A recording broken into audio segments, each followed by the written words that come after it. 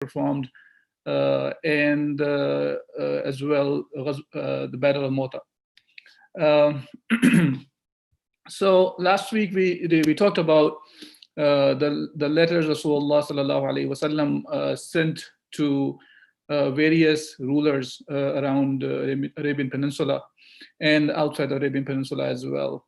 And in general, the outcome of those letters was quite productive. Some of them entered into folds of Islam, and while others were willing to pay the jizya. And as well, there were some negative responses, but in all cases, there was a new era in the life of Rasulullah sallallahu alaihi wasallam and the Sahaba, and in general, and Islam started there. That Islam started spreading outside of Arabian Peninsula, and that was the Rasulullah sallallahu alaihi wasallam's main goal, that he was appointed as the prophet to spread the deen of Allah subhanahu wa ta'ala to the whole world. And to do that job, that was part of the work that Rasulullah was performing, that's now taking the call outside the Arabian Peninsula, so this deen becomes victorious over all other ways of lives and to be spread across the world. And that was the beginning point. So after Rasulullah sallallahu alaihi wasallam sent the letters, and we find that some of the incidents may overlap with around the Ghazwa al-Khaybar, and as well as some of the letters that were sent. So we can see that it's not exact like order as we are discussing in these sessions. So there are some of the incidents where you will see that they overlap with each other as well. Now, the next Ghazwa that occurred after in the 7th Hijrah is called Datul Riqa. And this, when Rasulullah sallallahu alaihi wasallam was going towards the Najd, he had about 400 to 700 men along with him, because of besides Khaybar and the Meccans, there were a lot of Bedouin tribes. They were also popping left and right against Rasulullah sallallahu alaihi wasallam. And the reason for them to go against Rasulullah sallallahu alaihi wasallam was more of the Islam came and it was causing the halt of their way of life, because these Bedouins, they normally did not stay at one place. They were moving around, as well as they were looting the caravans and the people around them. And now Islam was becoming a power, and they did not see that they can continue this way of life. And for that reason, they wanted to go against Rasulullah sallallahu alaihi wasallam. So there were a lot of that included some of the tribes included like Bani Muharib, Banu Thalaba of Ghatafan. So the Ghatafan was a much bigger tribe, and they are the ones who were actually gathering the army against Rasulullah sallallahu alaihi wasallam. So Rasulullah sallallahu alaihi wasallam proceeded towards the Najd with about 400 to 700 people. And as usual, whenever Rasulullah sallallahu alaihi wasallam used to leave Medina, he used to leave somebody as a caretaker behind him. And there's variations of the reports regarding who Rasulullah left behind him when he left Medina this time for this Ghazwa. One of the narration talks about that it was Abu Dhar Ghafari. Abu Dhar Ghafari radiallahu anh was the one left behind, and the other talks about Uthman bin Affan to take care of the affairs of the Muslims in Medina when he left. Regardless of that, Rasulullah sallam's habit was to leave a ruler behind him, and this was preparing the Sahaba for their future role as well. Obviously Rasulullah sallallahu alaihi wasallam, as a human being, he had his time on the earth, and he was gonna leave. So that's why we find that Rasulullah sallallahu was preparing other Sahaba behind him. So after that, there will be people who have learned under Rasulullah sallallahu how to rule over the people as well. So then Rasulullah sallallahu moved with the army along with him, and they reached a place called Nakhla. and this is the place where they came across these Bedouins of Ghatafan. But no fighting happened because of they agreed to reconcile with the Muslims. And Rasulullah Sallallahu this is the time Rasulullah Sallallahu actually led the Salatul Khawf. Salatul Khawf, we talked about that in the past as well. What it means that even in the state when you are fighting, you continue to pray, and there are different ways of doing the Salatul Khawf, or the prayer of during the fear times. About this battle, Abu Musa al-Ash'ari, he mentions in one of the hadith that he says that we went out in the company of Rasulullah sallallahu alaihi wasallam for a ghazwa, and we were a person having one camel, which we rode in rotation, meaning the scarcity of the rides they had, so they were taking turns. Since they were taking turns, they were continuously walking, and the walking caused their shoes to wear off, and then they wrapped some rags around their feet, and to prevent their feet. The pieces of the cloth were wrapped around their feet. So, and because of this, it's called Ghazwatul Riqa, which means the wrapped out feet with rags. So when Abu Musa al-Ash'ari, he mentioned this hadith, he felt regretful to do so. And he said that as if he disliked to have disclosed a good deed of his. This hadith is reported by Bukhari. And I just want to take a pause here to clarify a point here. And this is important to understand this from the lives of the Sahaba as they learn Islam directly from Rasulullah sallallahu alaihi wasallam, that they were very careful about their deeds, good deeds, to be disclosed. Or to do riya. Riya is actually an action that you do to show off. The action is done for the sake of Allah subhanahu wa ta'ala, but you are looking for approval from the people, or the people to like you, or so there's something else is expected from the action besides the pleasure of Allah subhanahu wa ta'ala. And we are well aware of that. Riya is haram, and the action that is done for the sake of showing off or to do riya is not acceptable from Allah Azza wa Jal. Now, the action that Abu Musa al-Ash'ari is talking about is not riya, actually. This is more of an action that was already done, but he did not want to disclose his good deed either, because now action could have been done with full sincerity, but after that, if you want the people to hear about your action, your good deed, and say good things about you because you have done something good, so that action is called tasmi'. Tasmi' is that you want the people to hear about that. And so Sahaba were very careful about that, even to not to boast about their actions that they have done in the past.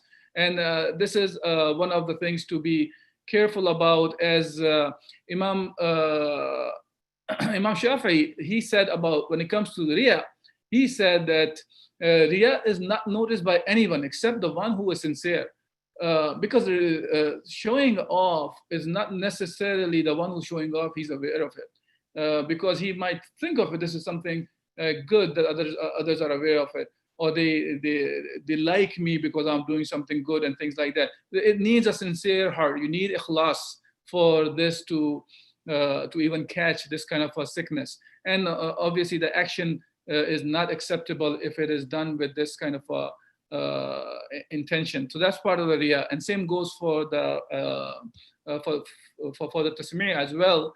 And Rasulullah sallallahu alaihi wasallam has mentioned about that in Sahih Muslim, and Rasulullah sallallahu alaihi wasallam said, "Man yusammi' Allahu bih, wa man yura'i Allahu bih." Meaning, the hadith of Rasulullah says that he who wants to publicize his deeds, Allah will publicize his humility, and his humility basically, and he who makes a hypocritical display of his deeds, Allah will make a display of him.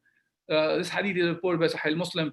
And there are many other ahadith and the ayat of the Quran that talks about the very same subject of showing off or to to boast about your action. Unfortunately, the system of life that we see around us today, that actually expects people to show off or to boast about whatever you do in your life.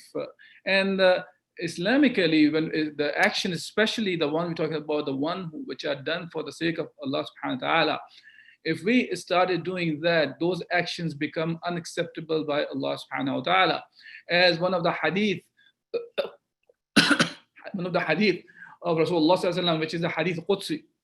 Rasulullah sallallahu alaihi wasallam says, قال الله تبارك وتعالى أنا أغنى شركائي عن الشرك من عمل عملا أشرك معي غيري تركته وشركه. Rasulullah sallallahu alaihi wasallam said, Allah subhanahu wa ta'ala said that I am so self-sufficient and I am in no need of having an associate. Thus, he who does an action for someone else's sake as well as mine, will have the action renounced by me to him whom he associated me with. And this hadith was related by Muslim and Ibn Majah. So the meaning of that is first just to give an understanding of what does it mean by hadith Qudsi. When we say hadith Qudsi, it means these are the words of Allah Azza wa Jal, but reported by Rasulullah sallallahu alaihi wasallam in his words. Meaning it is different than the Quran, as we know that the Quran is verbatim, as is Rasulullah sallallahu alaihi wasallam reported. While when it comes to hadith Qudsi, these are also words of Allah subhanahu wa ta'ala, but these are in the words of Rasulullah sallallahu alaihi wasallam. So Rasulullah sallallahu alaihi wasallam is reporting something that Allah subhanahu wa ta'ala said.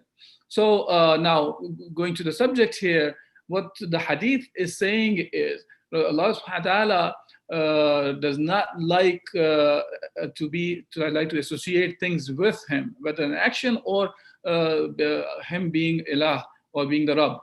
And anyone who make partners with Allah subhanahu wa ta'ala, whether it is talking about in worshiping directly or even in the actions that he is undertaking, Allah subhanahu wa ta'ala, if the action was for the sake of Allah and he is expecting some approval from the others peoples as well, and to expect something in return from the people as well, whatever it is, it could be just their acceptance for him as a good person or something, those actions Allah subhanahu wa ta'ala does not accept. Okay, now moving forward about the battle. So there was a woman in Arabia, and she became a prisoner in this battle. And when her husband found out, he swore that he would never stop until he has shed the blood of a Muslim. So secretly at a night, he moved towards the camps of the Muslim, and when he saw two of the Muslims, they were alert. They were basically guards, and they were guarding the Muslims for any kind of emergency situation. So he shot one of them. His name was Abbad bin Bishr, and he was doing the salah. And during the salah, he got hit by an arrow, but he continued to pray. And when he finished the salah, then he woke up the other guard. So there were two of the guards were there. One fell asleep. One was sleeping while the other was still up. So the one who was up, he was shot. Now the other one, Sahabi who was sleeping, he asked him, "Why didn't you wake me up?" And he said he was too much involved in reciting the Quran, that the chapter he was in, he really wanted to finish the chapter or the surah that he was reciting. So that was an aspect to be also looked into as a Muslim, that when we are worshipping Allah subhanahu wa ta'ala, that our khushu', meaning the way we indulge ourselves in the salah, we should be careful about that as well. Now, besides that, the importance of Dhatul Riqa was this battle was against some of the tribes around the Medina. And the impact of that was, even though the fight really did not happen, it was more of they did not fight with Rasulullah and they reconciled. But the other Arabian Peninsula, the Arab Arabian tribes, they had the fear in their heart now, and they do not they don't feel themselves as powerful to go against Rasulullah sallallahu or go against the state that was created by Rasulullah sallallahu alaihi wasallam. So they now started staying away for these kind of battles against Rasulullah sallallahu alaihi wasallam. But there were still some of the small, if you want to call it, skirmishes that still happen from this until the Fatah Makkah. And of course, Rasulullah sallallahu alaihi wasallam, he did not just thought of it, put a blind eye about any kind of rebelliousness that can happen from these tribes. So hence, Rasulullah sallallahu alaihi wasallam continued his work of spreading the Islam and making the Medina state secure and make it stronger so it can carry the da'wah to the larger world. So Rasulullah sallallahu alaihi wasallam, he sent multiple small armies to different areas to secure the borders of the Medina. One of the army Rasulullah sent was under Ghalib bin Abdullah al-Laythi, and that was in the Rabi' al-Awwal of the 7th Hijrah. And the purpose of sending them was Bani al-Muluh, one of the tribes. They were actually trying to provoke others to fight Rasulullah sallallahu alaihi wasallam. And Muslims managed to kill a large number of these enemies because they were gathering to fight Rasulullah sallallahu alaihi wasallam and against the Muslims. And they killed a lot of enemy soldiers, and they captured a great deal of spoils of war. And but there's a bigger army. They were going to attack the Muslims as well, and a flood came, and that prevented Muslims to fight against a much bigger army, and Muslims managed to withdraw in safety. So that was one of the battles that happened. The other one was a smaller one, the incident of Husma that happened in the Jumadi al-Thani of the same year. And then Rasulullah sallallahu alaihi wasallam in the 70th of the Hijrah, in the month of Sha'ban, he sent Umar al-Khattab radiallahu anhu with 30 soldiers, and they were sent to the Turba and in Sha'ban, and to discipline Hawazin. Hawazin was also, they were popping out against the Medina, and when Umar al-Khattab reached there, they already ran away. See, you have to understand one aspect of these small skirmishes that happen, even though most cases no battle happened, but that's a sign of the strength of the Muslims and the Medina state at that time, that they were able to push the enemy away, and they were not able to fight the Muslims in those cases. Similarly, Rasulullah sallallahu alaihi wasallam sent 30 men with the Bashir bin Sa'ad al-Ansari radiallahu anh towards Bani Murrah. This was also in the Sha'ban of the same year, in the area called Fadak.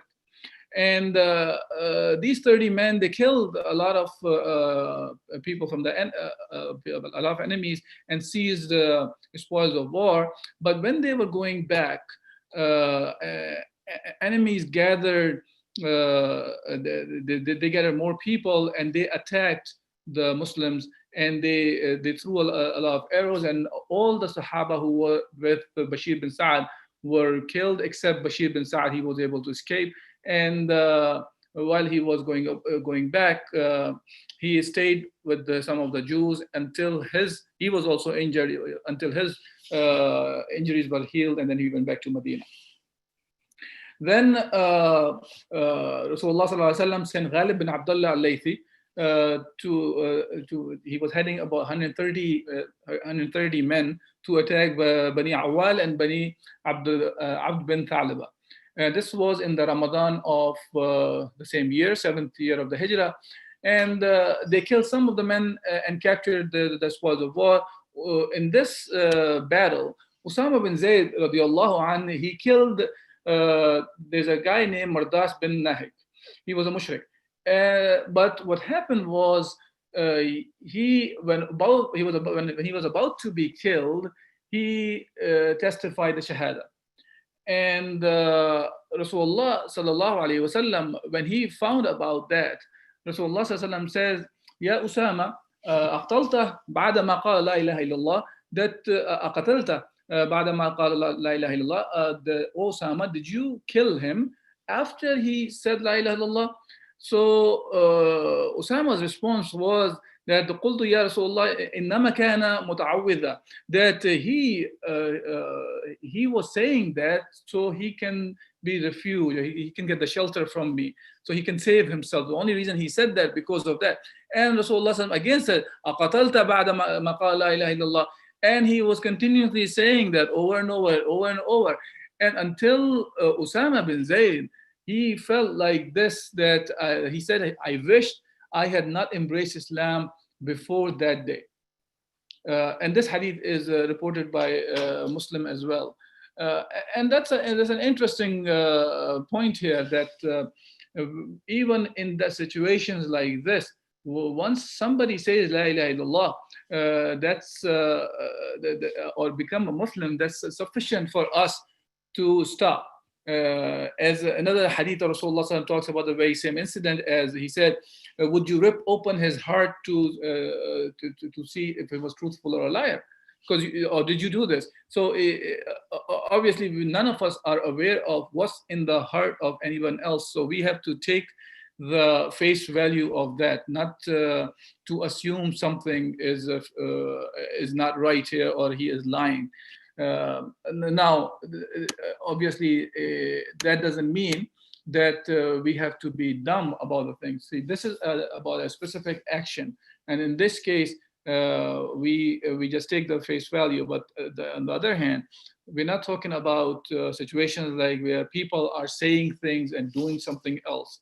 For example, many of the rulers of the Muslim land, they come out as if they are doing the actions for the sake of the Muslims or Islam. Maybe some of them are, but actions are. But in general, we should not be fooled by but just the words that have been said. Rather, those words have to be followed by actions as well. So it has to be looked at case by case, and have to evaluate those things, not just think of it. Just take this example and apply anywhere. Okay, then there's another battle that, or another group of people that Rasulullah sent with Abdullah bin Rawaha. Now, this incident that happened when Abdullah bin Rawaha were sent towards Khaybar. Now, this is kind of in parallel with when Ghazwat Khaybar was going on, or the Muslim army was going in that direction, because the people, Rasulullah found out that the people of the Khaybar, that they are rallying with Bani Ghatafan to attack the Muslims together at that time. So the Yahud were trying to gather more people from Ghatafan as well. And they managed to persuade, actually the other way around, so the Ghatafan was doing that, and they managed to persuade the Jews to follow them to Medina, encouraging him that Rasulullah would institute him as a ruler of Khaybar. Now, so when the Ghatafan was trying to pursue the Khaybar, reaching out to Khaybar to do this, Rasulullah found out, and he sent 30 horsemen with Abdullah bin Rawaha, and on their way back, they had a fight.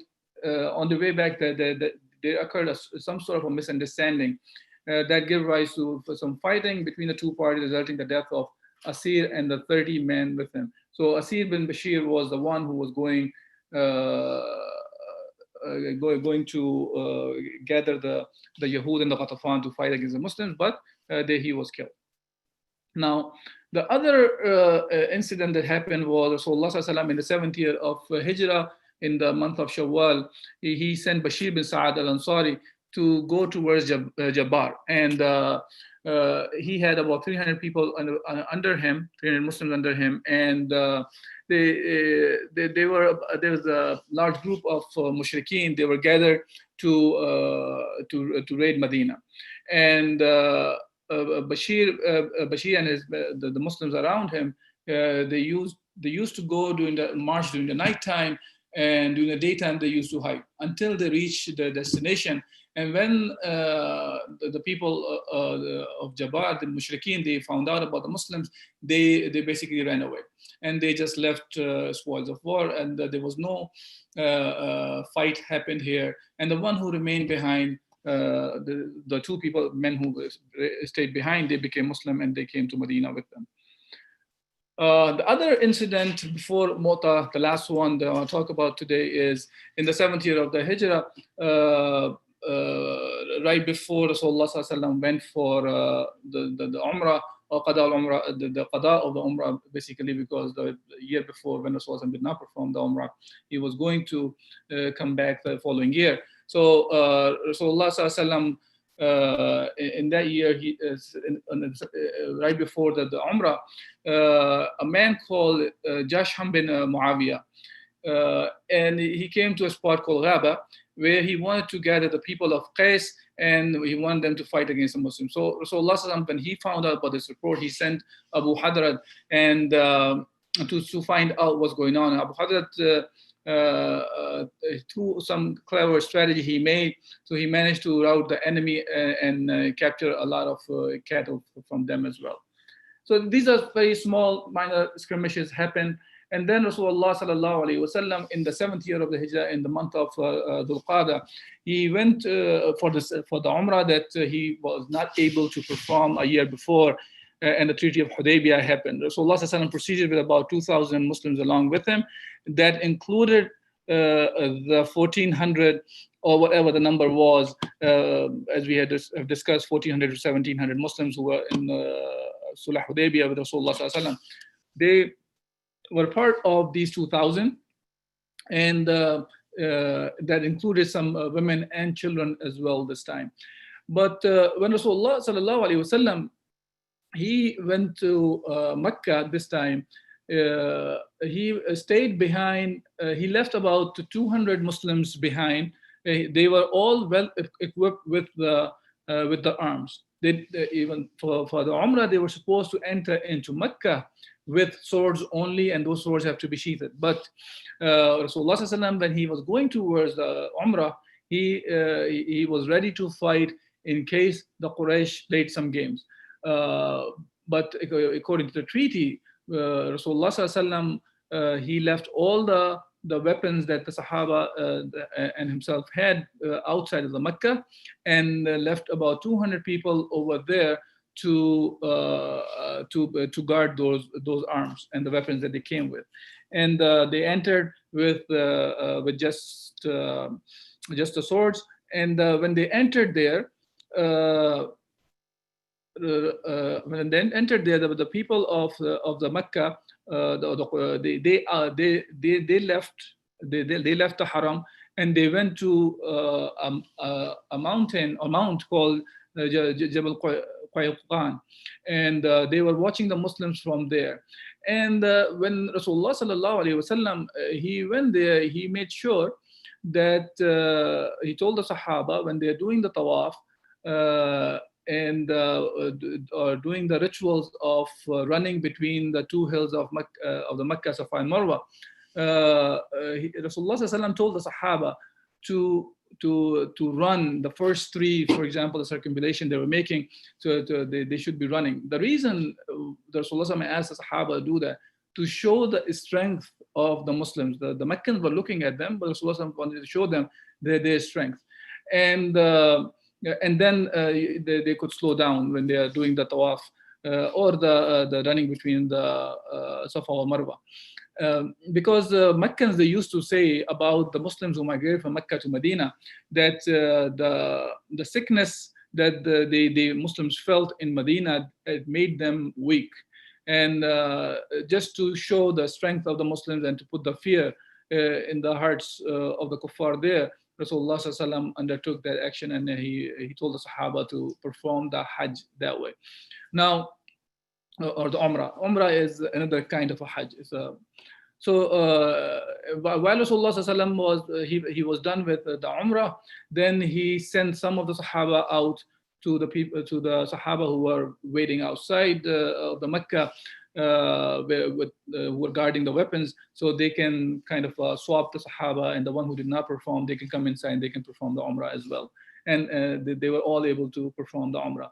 And after the fourth day, Rasulullah sallallahu alaihi wasallam departed Mecca as the promise was, because in the Treaty of Hudaybiyah, when the treaty was written, it was said that Rasulullah sallallahu alaihi wasallam, along with his Sahaba, would be allowed to come inside the Mecca for 3 days to perform the Umrah and then leave.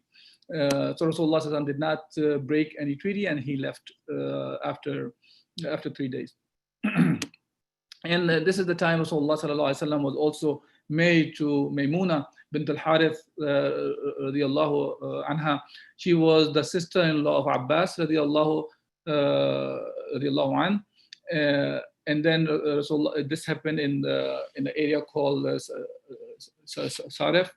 And Rasulullah sallallahu alaihi wasallam he came back to Medina after that. There were a couple of small skirmishes happened afterwards, and then Rasulullah sallallahu alaihi wasallam he found out about one of the Sahabi who was killed by Sharhabil. So what happened was it was the 8th year of in Jumad al-Ula, actually. This battle of Mota happened, but Rasulullah sallallahu alaihi wasallam sent Harith bin Umair al-Azdi to take the letter to one of the rulers of Busra. And when he was coming back, on the way back, he was intercepted by Sharhabil bin Amr al-Ghassani. He was the governor of al-Balqa, and he was very close to Qaisar of the Byzantine Empire. Al-Harith was tied, and he was beheaded by one of the Ghassani. Now, when Rasulullah sallallahu alaihi wasallam found out about this, and even besides Islam, killing an envoy or a messenger or ambassador was considered as a crime for which the wars can break out. And it was expected that a war can happen if you have killed an envoy. So Rasulullah sallallahu alaihi wasallam, when he heard the news, he gathered a large army, and this was the largest army Rasulullah sallallahu alaihi wasallam gathered for a war up to this point, except Ghazwatul Ahzab. And Ghazwatul Ahzab was a different case, because it was more of all the Muslims in Medina. They were surrounded by the Meccans and different tribes of the Arabian Peninsula, and including some of the Yahud. They participated in that as well. So the Muslims were surrounded inside the Medina, so that you can look at them, the number was probably bigger. But now here, an army of 3,000 was dispatched. So Rasulullah sallallahu alaihi wasallam gathered 3,000 people because of the action that was done against the envoy of the Muslims, or of Rasulullah sallallahu alaihi wasallam. And he gave the white banner, which was normally a banner for the war in Islam, which is called liwa. Rasulullah sallallahu alaihi wasallam gave the white banner to Zayd bin al-Haritha, which is he's referred as the adopted son of Rasulullah sallallahu alaihi wasallam. And we have talked about that, about the adoption, all those things, that just because you adopt somebody does not become really your son, but he's the one who Rasulullah sallallahu alaihi wasallam raised. So Zayd bin al-Haritha was the one who was given the white flag, and he was besides him. It was said that if Zayd bin Haritha, if he is killed, then Ja'far bin Abi Talib radiallahu an, he will replace him if he was killed. And Abdullah bin Rawaha was the third one who was mentioned. If Ja'far radiallahu an is killed, then he will take over. And Sahaba, they understood what that means. When Rasulullah sallallahu alaihi wasallam has already mentioned about, if Zayd is killed, Ja'far will take over, or Abdullah bin Rawaha will take over, radiallahu anhum. That's a sign that Rasulullah sallallahu alaihi wasallam has given them glad tidings of the shahada, or the martyrdom. And it was also commanded that if Ja'far is also martyred, then the army among themselves, they would pick a leader for themselves. So, and Rasulullah ﷺ specifically told them that when you reach to the point where Al Harith was was murdered, was killed by Ghassani, then at that point you invite the people towards Islam. If they become Muslim, you don't fight, you don't do anything, and they are your brothers, and you come back. But if they don't, then you fight. And even for fighting, he said very specific instructions. Fight the believers in the name of Allah, neither breach a covenant nor entertain treachery, and under no circumstances a newborn woman, meaning a child, a woman, and an aging man, a very old man, or a monk should be killed. Similarly, no trees should be cut down, nor homes should be demolished. So there are specific rules to fight in general in Islam. You don't fight women, children, old men, or people who are monks or the worshippers kind of people. You don't fight them, and no destruction of the properties, like private property of the homes, or cutting the trees and that kind of stuff is supposed to be done. And that was the instructions given by Rasulullah sallallahu alaihi wasallam to them. And when the Sahaba, they were leaving the Medina, Abdullah bin Rawaha started crying. And at that moment, he was asked about his crying, and he said that that it was not love for this world, nor under the motive of infatuation with the glamour of life, but it was because of the words of Allah subhanahu wa ta'ala, and about the fire that he heard the Rasulullah sallallahu alaihi wasallam reciting, وَإِن مِّنكُمْ إِلَّا وَارِدُهَا كَانَ عَلَى رَبِّكَ حَتْمًا مَقْضِيًّا. There is not one of you but will pass over the hell. Over it. This is with your Lord a decree which must be accomplished. So see, Abdullah bin Rawaha was clear about when Rasulullah sallallahu alaihi wasallam mentioned, when Abdullah bin Rawaha, if he falls, then you will be the one who will be deciding that who will be the leader, because of all three names were mentioned. So he understood that. So it's not that he was scared of dying or in the path of Allah subhanahu wa ta'ala. Rather, he was still scared of on the day of judgment that you have to go over the hellfire to even to enter into Jannah. So now that's what he was remembering, and that was the purpose of his crying. Now, Muslim army, then they went towards the north. Now we are talking about Mu'ta. Mu'ta is the place where the Sahaba heading towards. It's in Syria. It's part of Sham. So now we are talking about here is the Muslims are going up against the Roman Empire of that time.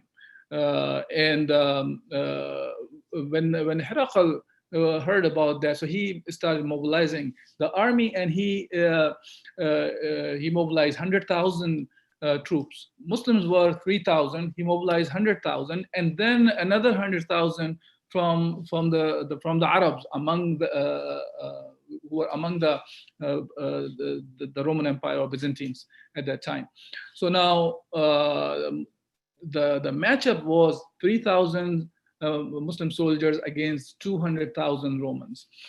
And there was, if you really think about it, these numbers were crazy to think about that these two armies have any kind of a match.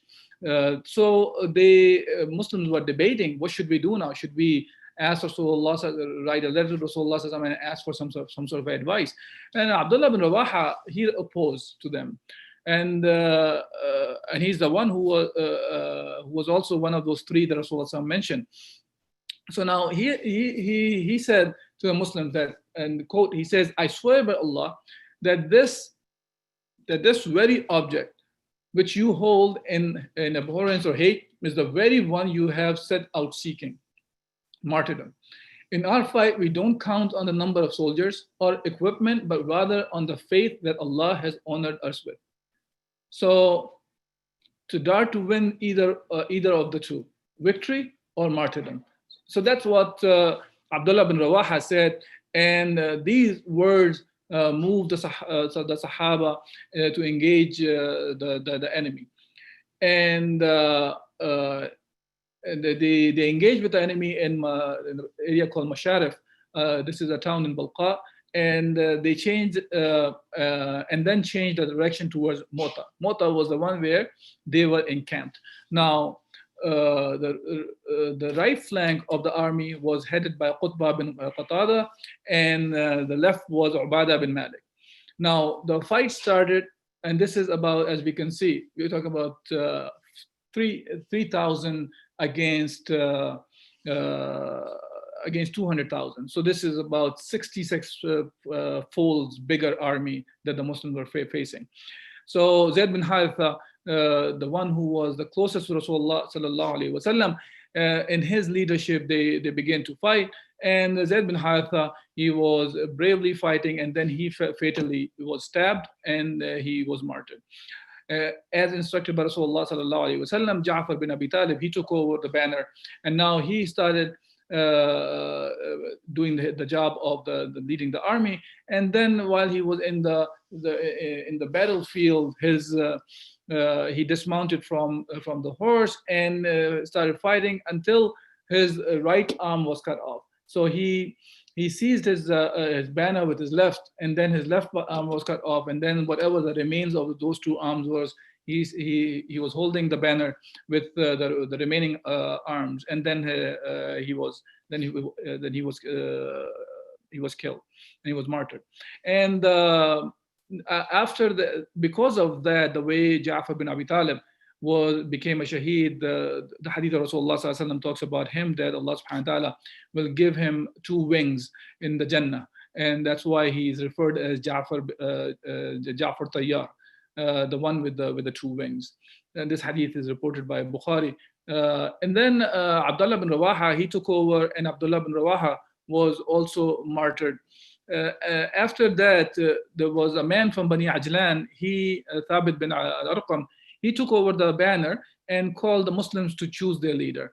And this honor was given to Khalid bin Walid radiallahu anh, and he took over the army. Now, he was famous for his strategies for wars, and as we know that he was among the people who was able to cause a lot of harm to the Muslims in Ghazwatul Uhud, because he was not a Muslim at that time.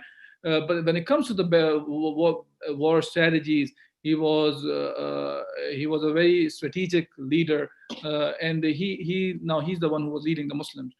He started fighting, and he was engaged directly. And as one of the reports talk about 9 swords of Khalid were broken in this battle, or he used 9 different swords.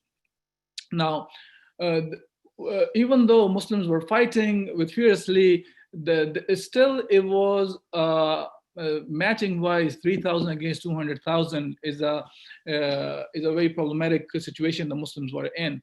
And Muslims, Khalid bin Walid was thinking of how to make sure that he was able to take the Muslims out of this situation, as well as do not turn this into a defeat as well. So what he did was, the next day, when the Muslim army came back to fight against the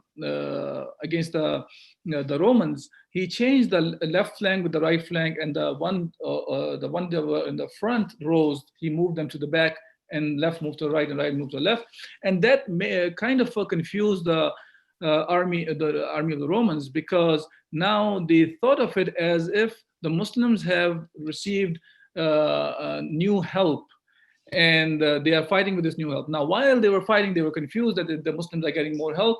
So Khalid bin Walid, he started moving a little bit back his army.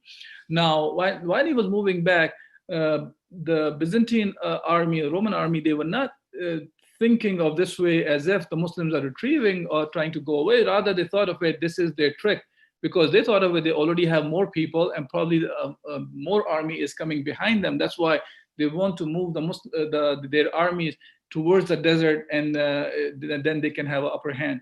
So they allowed the Muslims to retreat, and Khalid bin Walid was able to safely take the Muslim army out of this difficult situation they were in. And according to some of the reports, that 12 of the Muslims were martyred in this battle, And the number for the kuffar is not there, but just to think about if Khalid bin Walid ended up using 9 of his swords, that itself is a sign that how many much bigger number of kuffar army were killed in this battle. But the reports do not give exact number about that, but it does talk about in this way that how many swords were used by Khalid bin Walid. That's a sign that it's a bigger number. Now, even though the Muslims were not able to get the objective, meaning specifically Al-Harith's murders, the revenge to be taken, but it has a very long-lasting impact on all the areas around that, and even the psyche of the Muslims as well, because they went and they fought against the Byzantine Empire at that time, one of the most powerful forces at that time, and they were able to fight the army of 200,000 soldiers. Now, this helped the Muslims to even think of it now. Now they can take the Islam out of the Arabian Peninsula, and it's not the religion that was only sent for the Jazirah al-Arab or Arabian Peninsula. Now, after that, after Ghazwat al-Mu'tah, which was a starting point of Rasulullah sallallahu alaihi wasallam sending the army to take the Islam to outside the Arabian Peninsula. Now, this was the starting point, and the starting point of the fights between the Muslims and the Christians at that time, which led the door open for the Muslims to open the other lands for Islam as well. After Ghazwat al-Mu'tah, a battle of the Mu'tah, Rasulullah sallallahu alaihi wasallam also had two small battles, which is Dhatul Salasil is one of them, which happened in the Jumad al-Thaniya of the 8th Hijrah.